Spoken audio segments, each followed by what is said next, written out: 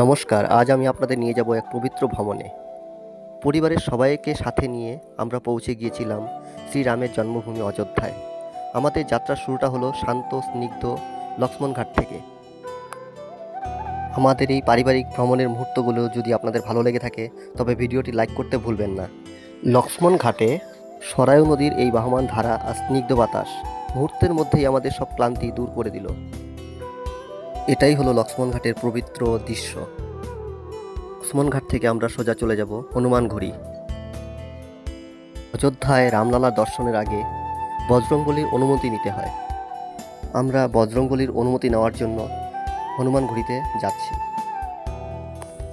অযোধ্যা শুধু একটা শহর নয়, এটা একটা আবেগ। এই কয়েকটা দিন পরিবারের সাথে কাটানো সময় আর রামলালার আশীর্বাদ আমাদের স্মৃতিতে চিরকাল অমর হয়ে থাকবে। আর আপনারা কে কে অযোধ্যায় যাওয়ার পরিকল্পনা করছেন তা আমাকে কমেন্ট করে জানান।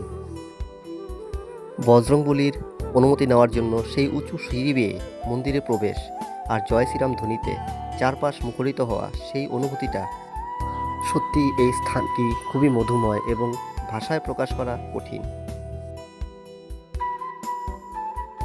হনুমানজির সেই তেজস্ব মূর্তি দেখে মনটা এক অদ্ভুত শক্তিতে ভরে গেল। এটাই ছিল হনুমানঘড়ির পবিত্র দৃশ্য।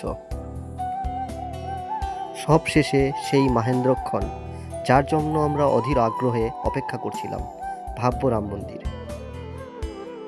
মন্দিরের প্রবেশদ্বার দিয়ে ঢোকার সময় পাথরের ওপর সেই কারুকার্য দেখে আমরা সত্যি স্তম্ভিত হয়ে গিয়েছিলাম।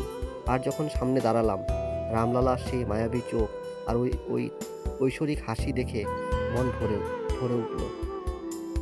আমাদের এই যাত্রাটা সত্যিই সার্থক। পরিবারের সবাই মিলে একসাথে সেই পবিত্র মুহূর্তে সাক্ষী হওয়াটা আমাদের জন্য এক পরম পাওয়া।